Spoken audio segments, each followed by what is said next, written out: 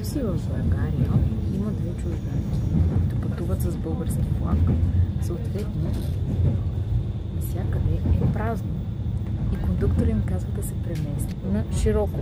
Те са на две седалки, обаче те не искат, защото са свикнали в тяхната държава, че не можеш да се преместиш, защото евентуално някой следващата спирка може да дойде и да попита, да каже, че това е неговото място.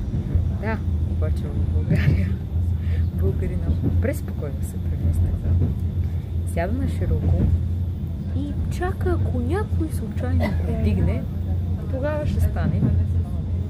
Това е хубавото на България. Сме доста по-назад в някои отношения от западняците. Обаче в други отношения, защо ще седиш на тясното, когато може да се шириш на широко?